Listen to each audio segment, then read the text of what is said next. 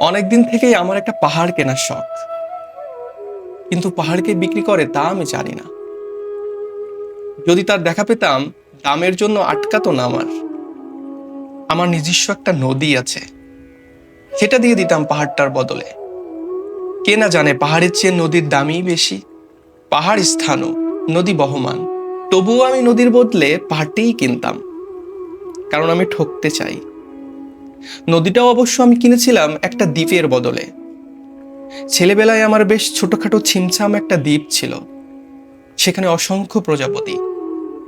শৈশবে দ্বীপটি ছিল বড় প্রিয়। আমার যৌবনে দ্বীপটি আমার কাছে মাপে ছোট মনে হলো। প্রবহমান ছিপছিপে তন্বী নদীটি বেশ পছন্দ হলো আমার।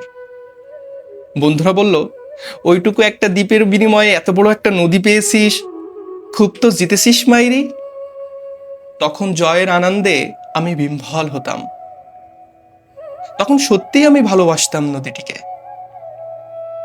নদী আমার অনেক প্রশ্নের উত্তর দিত, যেমন, বলতো আজ সন্ধ্যাবেলা বৃষ্টি হবে কিনা।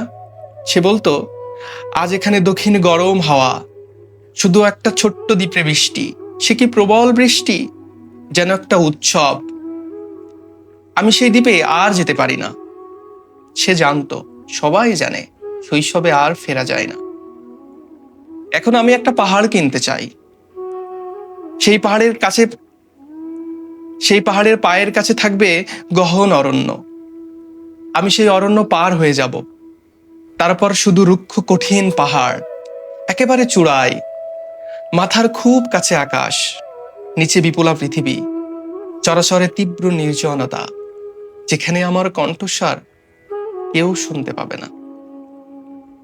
পাহাড় চূড়াই, সুনীল গঙ্গোপাধ্যায়।